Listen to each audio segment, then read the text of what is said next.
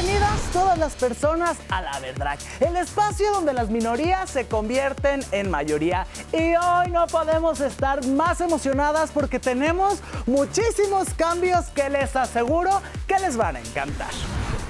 Incrementan 86% las denuncias de trata de personas en Puebla. ¿Te imaginas controlar tus audífonos con la mente? Pues pronto será posible. La ONU busca recaudar casi 8,000 millones de dólares para apoyar a personas migrantes. Evidentemente para La Verdrag es de suma importancia su opinión. Así que este día vamos a inaugurar una sección llamada El Dragómetro. ¿De qué se trata? Más adelante lo van a ver. El reflector se enciende para demostrarnos de una vez por todas que las personas con discapacidad, ¿qué creen? Que también tienen derecho al ejercicio de su sexualidad. Inauguramos una sección que tendremos aquí en La Verdrag cada jueves, evidentemente, donde derramaremos el té de los temas dignos a comentar. El diván de Amanda se transforma y no van a soportar este nuevo formato. Y a partir de hoy el show lo traerán unas hermanas que andan muy activas en las redes sociales. Las hermanas de Donde Jotear.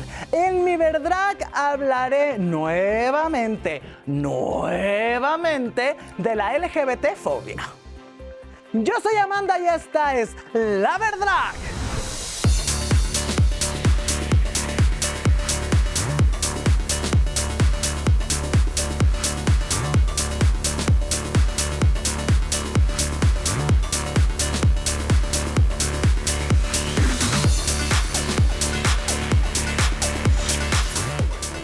Y lamentablemente la trata de personas se incrementó alrededor de un 86% en 2023, esto de acuerdo con datos de la Fiscalía General de Puebla, ya que se registraron 71 carpetas de investigación, es decir, 33 más que en el 2022, año en el que se denunciaron 38 casos en este delito.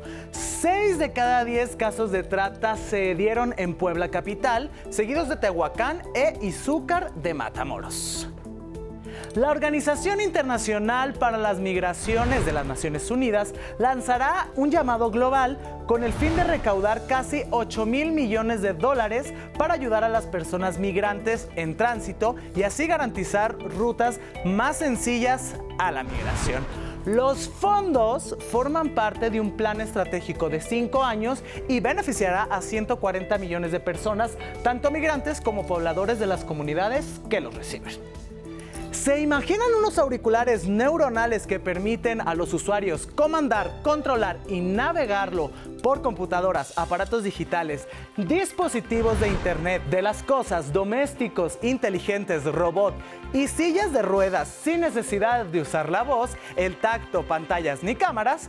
Pues ya fueron presentados los Naki Logix Neuronal AirPods, que funcionan mediante señales eléctricas generadas al apretar la mandíbula, levantar la ceja, las cuales se convierten en órdenes y los usuarios escuchan una voz para ayudar a navegar por una interfaz invisible. Y mis divas de la opinión, les tenemos una sección para que sean ustedes mismos quienes puedan expresar sus comentarios sobre los temas que nos preocupan y por los que tenemos que ocuparnos. El Dragómetro es su micrófono para que levanten la voz en este primer Dragómetro. Escucharemos su opinión sobre la integración de los migrantes a la sociedad mexicana. Pues mire, sobre la avenida de, pues ahora sí es todo, se puede decir todo Centroamérica. Pues en la sociedad vemos que sí hay una denigración en contra de ellos, o no lo sabemos si es pues falta de empleos en sus países, ¿no? Pero yo digo que no es una culpa que le echen al gobierno nada más de aquí de nuestro país, México, cuando todos los países centroamericanos, dígase Guatemala, El Salvador, haitianos, lo que sea, tienen responsabilidad hacia los inmigrantes para acá, porque aquí nos están dejando a nosotros una carga muy pesada para el gobierno, ¿sí? Tanto para los mexicanos, más para los mexicanos, porque es el cruce hacia los Estados Unidos. Yo diría que pues ahora sí los gobiernos pues se pusieran a pensar en ellos un poco, porque todos los países pues es cuestión de que vean por ellos, porque aquí en México sabemos que no somos discriminadores, ¿no? Al contrario, bienvenidos y lo que se les pueda estar apoyando, porque estamos en la misma situación nosotros como mexicanos, también vamos hacia Estados Unidos y ahora sí, pues de la vara que nos miden también se miden, ¿no? Entonces yo diría que sería una cuestión de ponerse de acuerdo. Todos los gobiernos se hacen de los países que sean y sí se apoyara a esta gente, principalmente por los empleos, ¿verdad? Aquí sí he visto mucho inmigrante trabajando, pues no haciendo desmanes, ¿no? Sino buscan algo que se les emplee y yo he visto que a veces sufre mucha discriminación, ¿no? Pues no me gusta que aquí en México estén pasando como si nada y cuando tenemos nosotros tanto pobreza, tanto gente de la calle y que ellos vengan a todavía empeorar nuestra situación. Pues sí, porque ya muchos están aquí en la ciudad, ya viven aquí, en muchas colonias de la ciudad, en muchos estados de la República, de todas partes he escuchado que ya están viviendo ahí, están quitando fuentes de trabajo para los mexicanos, las mexicanas, el estudiantado que apenas ya está incorporándose a la línea de trabajo.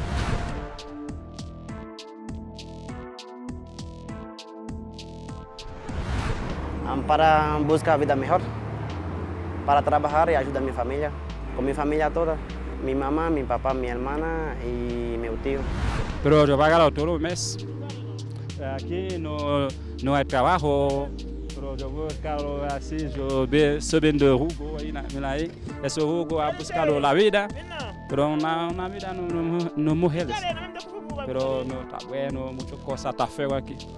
Pero mira, tú viste muchos inmigrantes para afuera, está dominando aquí, tiene personas que no tienen dinero, porque alguien de la casa dormir para la calle nomás. El reflector de hoy se enciende para quitarnos de la cabeza esas ideas y telarañas de que las personas con discapacidad son angelitos o inocentes y no tienen derecho a ejercer su sexualidad. Las personas con discapacidad se enfrentan a menudo a la negación de su derecho a la sexualidad. Las personas con discapacidad somos seres sexuados y ejercemos y merecemos tener el derecho al ejercicio pleno, libre, informado, consensuado de nuestra sexualidad. Se les niega este derecho bajo la creencia de que son vulnerables, incapaces de tomar decisiones o bien se les infantiliza. Se les ve como angelitos. Nada más erróneo. La sexualidad tiene que ver con todo, ¿no? Desde una orientación sexual, una identidad de género, desde el autoconocerte, el autocomplacerte, el no permitir que alguien se aproveche de tu cuerpo. Y si alguien siente atracción por ellas, ellos, ellas, se anula el vínculo sexoafectivo por miedo a ser señalado. Muchas veces ya hay como un temor, ya hay como un tabú, la persona te va a decir, no, pero es que la sociedad me va a juzgar si yo me vinculo sexualmente contigo. No, pero es que la sociedad me va a señalar, va a decir que abuso de ti, va a decir que yo estoy aprovechándome. Y las personas también se detienen mucho en el aspecto romántico porque piensan que ser una pareja es igual a ser cuidador, a hacerte cargo de alguien, ¿no? Y ni hablar de los espacios donde se puede salir de fiesta, interactuar, hacer amistades y, ¿por qué no?, ligar.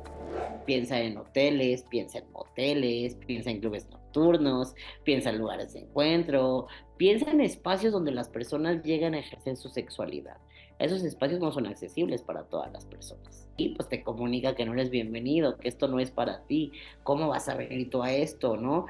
Y está la otra problemática. Las personas con discapacidad no reciben educación sexual, ya sea por temor o incapacidad de abordar el tema de quienes les rodean. Yo no puedo enseñarle, por ejemplo, sobre anatomía sexual igual a una persona sorda que a una persona ciega, porque una persona ciega requiere del tacto para poder saber cómo son los órganos sexuales. Y una persona sorda requiere de lo visual para tener una aproximación. Es decir, que las personas con discapacidad difícilmente recibimos educación sexual, tanto en el ser parte de esa educación. ¿A qué me refiero con esto? A que en la educación sexual también deberíamos de estar hablando de las personas con discapacidad, así como hablamos de las mujeres, de los hombres, de la comunidad LGBT. Todo se reduce a ignorancia sobre cómo abordar el tema. La falta de información lo que hace que las familias estén temerosas y las instituciones que atienden a personas con discapacidad también, de soltarles la rienda, por decirlo de alguna manera, y que puedan vivir su sexualidad con quien decidan de manera personal. Por eso es importante abrir un diálogo e incluirles tomando en cuenta las necesidades específicas de cada una de las personas que integran la comunidad disca. Ellos, ellas y ellas tienen el derecho al amor, al deseo, al placer, siempre y cuando sea consensuado. Con información de Nicteja Germán, La Verdad. Se les estuvo di y di. Hoy arrancamos con este ejercicio periodístico de analizar un poco más a profundidad lo que pasa en grupos de situación de vulnerabilidad. Y para eso, les avisaba al principio del programa, tendremos la chorcha, que justo será esta conversación entre compas, pero con el prestigio informativo obviamente que caracteriza a 11 Noticias y con personas que le saben a los temas. Así que para inaugurar esta sección tenemos a mi hermana Ofelia Pastrana, Ofelia, bienvenida, y a Ricardo Baruch, con quienes hablaremos de la violencia del lenguaje y la reapropiación del insulto. Mi querida Ofelia, bienvenida. Muchas gracias, qué bonito estar acá. Hay que hablar de estos temas. ¿Sí? Claro, hay que ponernos en la mesa. Mi querido Baruch, gracias. Gracias a ti y a toda la producción por hacer esto posible y por la invitación. Y para empezar y entrar ya un poco en materia, a ver, mi querida Ofelia, ¿cuál es el peor insulto que te han dicho que después lo has volteado y se ha convertido como en esta gasolina? Wow, no, sabes que ni siquiera los quisiera categorizar así como peor o mejor, pero definitivamente sí es un hecho que mucha gente usa de mí todas estas cosas que se le apropia a lo masculino. Tienes voz de hombre, pareces hombre, son todas esas cosas, ¿no? Que en últimas también, bueno, primero que todo mi respuesta a eso es, ¿fuera yo igual una mujer cisgénero? ¿Cuál es el problema? ¿No? Entonces, al revés, como que me salta mucho que parte de los procesos del insulto con las mujeres trans es en vez de negar la identidad, también es el cuestionar el que las mujeres no puedan o podamos ser de millones de modos diversos, ¿no? Y entonces en eso yo creo que muchas veces hasta le añade, ¿no? Y es que quiere que caigas en el estereotipo de lo que los hombres permiten que sea la feminidad, ¿no? Hasta cierto punto. Sí, de acuerdo. Y con todas las preguntas feministas alrededor de eso de ¿por qué reafirmas tu masculinidad con hacer una imagen de que la mujer tiene que ser débil? Sí, las masculinidades frágiles que todavía siguen en este país. A ti, Ricardo, ¿cuál ha sido como este insulto que te ha marcado que has dicho no? Esto lo voy a agarrar para justo como bandera, ¿no?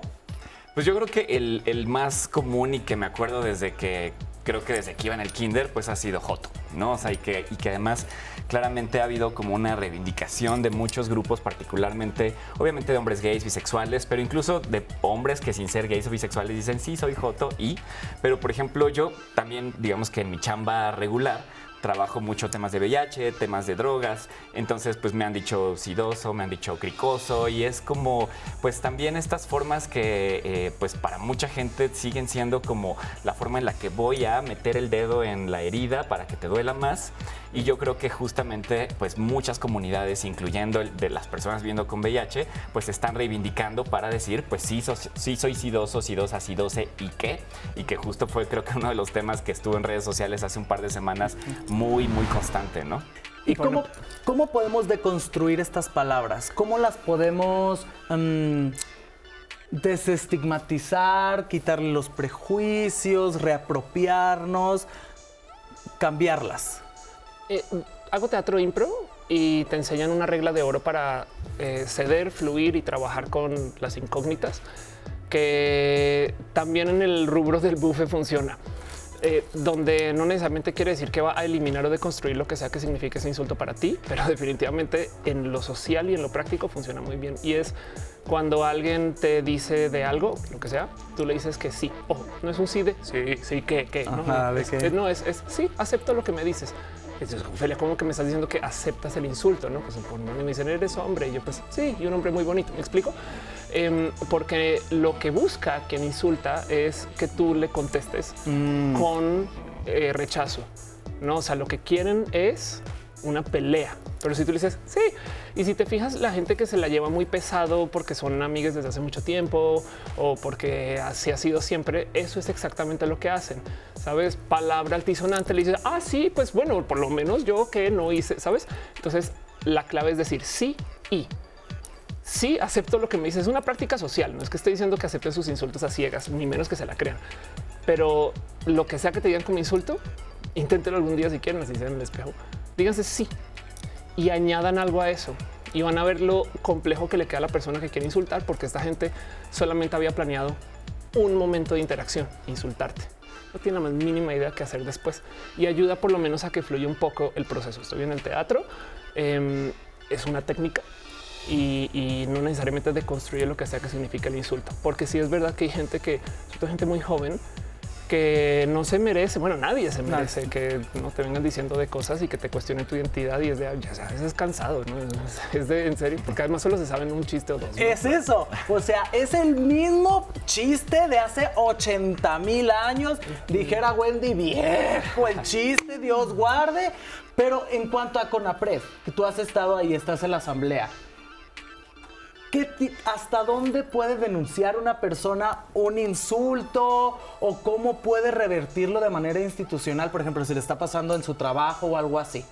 Pues es que, claro, depende de la situación. Por ejemplo, si alguien en redes sociales quizás me lanzó un insulto y me dijo, eres un joto, pues probablemente ahí no necesariamente está cometiendo un acto de discriminación porque no me está violando mis derechos, pero efectivamente, si mi jefe me dice que soy un joto y como consecuencia hay... pues por ejemplo, se frenan mis oportunidades de crecimiento en la empresa, etcétera, pues obviamente ahí sí puedo ya tomar pues una medida distinta, ¿no? Pero obviamente sí, en el simple hecho del lenguaje, sí también podemos tomar algunas herramientas, sobre todo cuando estamos hablando de discurso de odio, ¿no? Y claro ejemplo es, perdón que hable tanto de redes sociales, pero yo soy como muy tuitero, tiktokero, y ahí está Justo, yo creo que ahí es donde está el nicho ahorita del hate y del insulto. Hay un negocio, ¿no? Hay un negocio de eso en redes. O sea, ya hay troles y hay una cantidad de bots que justo se dedican a insultar, hasta que llega un punto en el que claramente ya no solamente es como te estoy diciendo joto, sino ya estoy incitando a la violencia, ¿no? Para que cuando tú salgas a la calle, o sea, alguien te pueda golpear o te pueda incluso matar, lo cual desafortunadamente sigue pasando en este país. Entonces ahí es donde justamente ya atravesamos cierta frontera, ¿no? Entonces, idealmente no deberíamos llegar hasta allá. Idealmente debería yo, por ejemplo, tener la posibilidad de ir, por ejemplo, a instituciones como COPRED o CONAPRED a poner una queja. En el caso de que hayan sido, por ejemplo, algún funcionario de algún gobierno, ir a las comisiones de derechos humanos. Pero, pues, en realidad, yo quisiera que no llegáramos hasta allá, ¿no? Sino más bien que iniciáramos desde el sector educativo, por ejemplo, qué onda con la educación integral en sexualidad, pero también con otros sectores. O sea, ahorita estamos hablando mucho de lo LGBT, pero qué pasa, por ejemplo, con las personas con la piel muy morena, ¿no? O sea, y ahí tenemos ejemplos como Poder Prieto, que dijo, yo me voy a apropiar de lo prieto, y entonces la misma comunidad, cuando lanza este tipo de provocaciones, pues obviamente tienen un resultado distinto. Pero hablabas ahorita, mi querida Ofelia, de este negocio en redes sociales del hate. ¿Cómo funciona? ¿Cómo lo han identificado? ¿Cómo te blindas tú también como influencer? Es decir, no lees comentarios o te entras al quite también en los comentarios. ¿Cómo funciona el negocio y cómo te blindas? Bueno, eso es bien fácil de observar, porque lo que pasa es que en redes sociales el número de seguidores, cuentas e interacciones importa. O sea, hay gente que ha decidido montar negocios alrededor de eso. A mí me parece que es un negocio muy vil, y eso es porque en esencia contratan a gente para que insulten a otras personas. Imagínate que ese sea tu trabajo. Buenos días, voy a insultar. ¿A cuántas personas insultaste hoy? Y si hay quien se levanta y dice, voy a entrar a Twitter a hacerla de pedo. Peor que lo hagan gratis. Sí, bueno, sí, cierto. Exacto, cuando menos nosotros ganan, ¿no? Exacto, total. Pero su misión es crecer cuentas. Y lo sé porque yo, que monitoreaba mucho esto, una vez me topé con un grupo de lo que llaman cuentas bots, que si bien por la mañana me insultaban a mí, luego se iban a las cuentas antiderechos y me defendían a mí, porque lo que quieren es interacciones. Y cuántas veces he visto esa situación de una cuenta sin nombre, apellido, sin avatar casi, hablando con una persona de la diversidad que pone su nombre, apellido, casi que la dirección y demás, pidiendo que una le rinda cuentas como de, a ver, tú por lo menos da la cara. Pero ni siquiera eso se atreven, pero porque su misión no es necesariamente insultarnos, es que la cuenta tenga interacciones. Para luego generar o monetizar esa misma interacción. Exacto, total. No quiere decir que no existan personas rotas y dañadas, tristemente, pero lo que sí me atrevo a decir es que más del 90% de los insultos en redes sociales son insultos mecanizados. Es un gran negocio porque mueve mucho las cuentas. Imagínate, tienes una cuenta nueva y vas a hablar con alguien y necesitas que te respondan. ¿Qué te va a garantizar una respuesta? Decirle buenos días, decirle qué buen chiste o Ser decirle incendiario. estás Claro, lo que sea. o sea, generar Sí. controversia. Sí, ¿no? lleva la contra. Hay algo hay que decir acerca de cómo mucha gente piensa que puede hacer esto porque el discurso es libre y estas cosas. Y no más por dejarlo en dicho, todo esto que le habla a cuánto se puede comunicar y el libre discurso implica que no más que el gobierno te va a perseguir por las cosas que tú digas. Y hay límites. Por ejemplo, si tú le dices a alguien, tu discurso libre le dice a alguien ve y comete un crimen o impulsas a que alguien cometa un crimen, hay una palabra para eso, te vuelves autor intelectual. Lo cual quiere decir que si tú fomentas que ciertas violencias existan en potencia, eres parte del crimen también. Y en ese caso, entonces, pues no puedes decir lo que quieras. Por dar un ejemplo de millones de motivos, caminos y esquemas donde se puede poner muy a prueba esto del que yo puedo decir lo que quiera, pues no. Aún así, de todos modos, en una situación de esas donde en la calle la gente es agresiva, violenta y misógina, pues también hay algo ahí del y entonces ¿quién me defiende de esto? ¿O cómo me protejo de esto? Yo creo que no le debería recaer a cada quien defenderse. Pero Baruch, tú como médico también, ¿qué tanto un insulto se convierte en el preámbulo de algo que se transforma en, sea un problema de salud o incluso lamentablemente en un suicidio? Definitivamente hay un impacto en la salud mental de muchas personas y ahí es donde efectivamente pues hay que considerar que habrá personas a las que quizás todos los días alguien en la calle, como decías, le grite maldito joto y no le afecte, pero habrá quien sí, quien esto sí le afecte y que pueda tener, por ejemplo, obviamente conductas, digamos que un cuadro depresivo, que pueda tener, por ejemplo, un uso problemático de sustancias ligado con ese tipo de situaciones. Entonces, claramente sí hay que notar que estos insultos no son necesariamente inocuos, ¿no? O sea, sí puede haber un problema. Y ahí sí quería mencionar nada más rapidito la anécdota de esto que ocurrió hace algunas semanas con un evento que se llamó el besotón sidoso, ¿no? O sea, que justamente personas que viven con VIH, cansadas de que incluso en el sector salud la gente sigue diciendo el sidoso, ¿no? Aunque obviamente las cosas han cambiado muchísimo en materia de VIH y que prácticamente ya casi nadie llega a SIDA, pero está muy metido en la cabeza de la gente, ¿no? Entonces dijeron, vamos a hacer esto, vamos a darle visibilidad a esta situación de que no me importa que me digas así, yo soy una persona que vive con VIH, que vive bien, que puede amar, que puede besar, que puede tener relaciones sin ningún problema. Y entonces, pues surgió ahí de repente una discusión con personas que dijeron, métanlos a la cárcel porque están poniendo en riesgo a otras personas, lo cual era totalmente falso, ¿no? Entonces ahí es, yo creo que cuando existen estos movimientos que surgen de las comunidades, tenemos que escucharlos y tenemos que, pues, ver por qué están diciendo eso y no nada más desde afuera querer condenarlos. De acuerdo. De hecho, pensando como que nadie habla así del besotón diabético, ¿no? Pero hay algo ahí de cómo también aún de nuevo, aprovechando de paso que seguramente mucha gente quien ve aquí es también gente de la diversidad. Hay una lección por ahí que es como difícil de comunicar, pero es, y la comparto, tú no te puedes ir contra una persona de la diversidad siendo tú una persona de una diversidad, como si esa persona que metió las patas fuera antiderechos. O sea, tú no puedes juzgar a alguien que, o sea, ejemplos, tú no puedes juzgar a un gay homofóbico por ser homofóbico como si fuera una persona antiderechos, a menos que claramente lo sea. Porque, de nuevo, la diferencia es que en las diversidades, minorías o nuestros espacios, hay más disposición de aprender. De hecho, por eso es que tenemos este reflejo de cómo es posible que tú, porque si nos escuchamos, la gente antiderechos de plano dice y ya está, adiós. Y entonces tenemos un problema que también a veces nos destruimos internamente sin tener tantita paciencia de que de verdad cada quien va en su camino de construcción, me incluyo a mí en eso, y vamos a seguir aprendiendo y seguirnos formando y justo conoces de repente a alguien de un nuevo espacio de alguna minoría con la que no has convivido mucho y es de, wow, se dice así. En vez de que se hubieran volteado contigo es de nunca más vuelvas a hablar con la gente que no. Claro. Es más yo traigo esta como culturita interna de permito, sobre todo a la gente de la diversidad, 2 strikes. De la gente que no está en la diversidad, un strike. Ajá, y me fijo más en la respuesta a cuando les mencionas que en lo que hicieron originalmente. ¿no? Como que eso es mi cabecita. Y a veces meten la pata, porque la metemos. Y porque todos hacemos comentarios que son considerados a veces políticamente incorrectos. Pero muchísimas gracias por habernos acompañado. Es muy poco tiempo, pero me encantaron sus declaraciones y aquí los vamos a tener cada jueves. Espero. Claro que sí. Pero hacemos el compromiso, mi querida Ofelia, mi querido Baruch. Claro. Claro que sí. Pues muchísimas gracias y seguimos con más. Y porque usted lo pidió, el diván de Amanda se une a la transformación de este país y cambia de formato.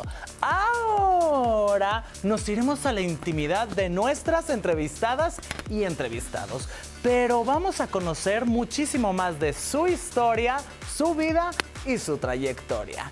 Hoy nos sentaremos con Efraín Mujica, un emergente y talentoso director de cine que le puso el ojo a un grupo bastante diferente, las personas queer en los jaripeos. Me llamo Efraín Mujica, soy de Michoacán, un pueblo pequeño a una hora del norte de Morelia. Soy un artista experimental. Crecer en un rancho, crecer en un pueblo en Michoacán y empezar a descubrir que te gustan los hombres es una sensación de culpa un poco al principio.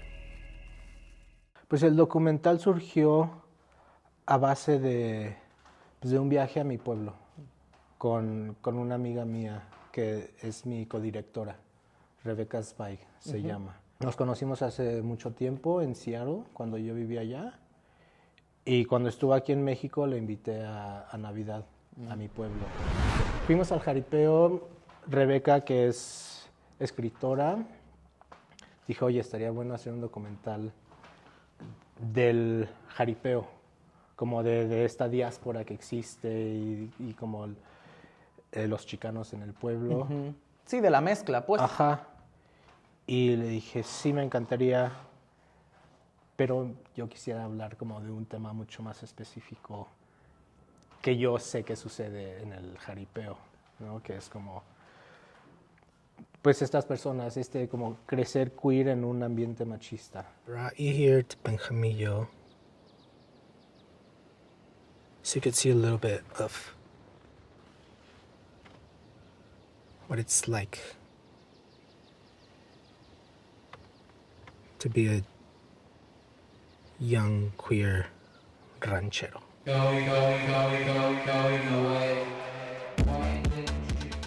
¿Qué le dirías a las personas que buscan ser cinematográficos, cineastas y que quieren contar estas historias, pero que también quieren contar otras historias y son parte del colectivo? ¿Qué les dirías a todas esas personas? Que encuentren la voz, encuentren como el núcleo de lo que quieren hablar. Efra, muchísimas gracias. Gracias por habernos concedido esta entrevista y por abrirnos las puertas de tu casa, de tu documental. Así que le deseamos pues, lo mejor a Jaripeo. Se quedaron varios temas en el tintero, pero esperamos volver a tener otra entrevista contigo. Muchísimas gracias. Muchas gracias a ti. Gracias.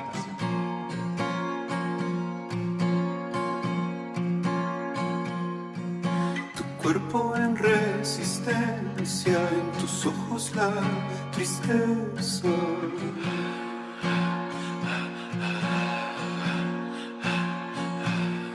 Me licúan y confrontan los nudos en tu espalda.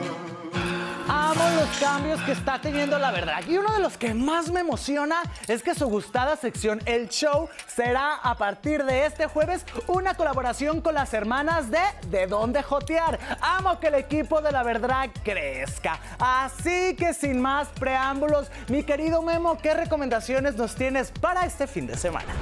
Muchas gracias, Amanda. Pues es momento de conocer la recomendación de esta semana de Dónde Jotear. Nos fuimos a jotear a Dragaret. Más que un show drag, es toda una experiencia musical, con grandes talentos como la concursante de Drag Race México, Regina Aboché, además de músicos en vivo. Te recomendamos que vayas con tu grupo de amigos y canten a todo pulmón los éxitos en español y en inglés. Dragaret se presenta todos los jueves, viernes y sábados a las 10:30 de la noche con 3 actos. Y lo mejor es que puedes quedarte a seguir la fiesta en guild o discoteca. Aquí un poco de la experiencia.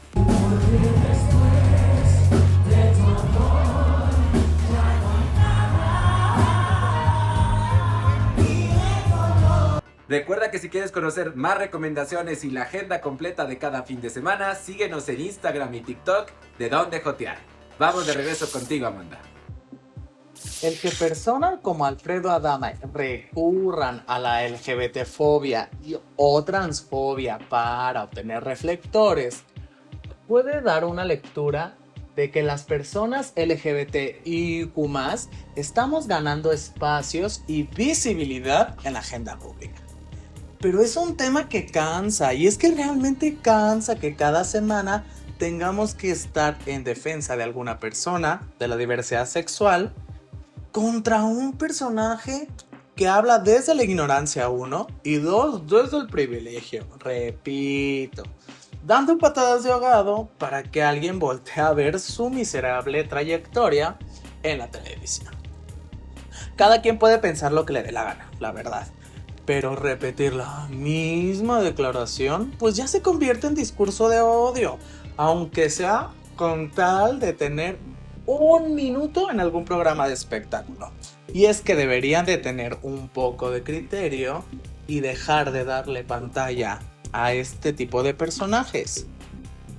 En alguien debe de caer la cordura para que el amarillismo sea mayor que el compromiso social que tienen los medios de comunicación. Wendy Guevara no necesita que un personaje como Alfredo Adame la reconozca como mujer. Ninguna mujer necesita que se le reconozca como tal. Aunque se tenga que repetir y lo tengamos que repetir millones de veces, se tiene que decir, y aquí lo vamos a decir.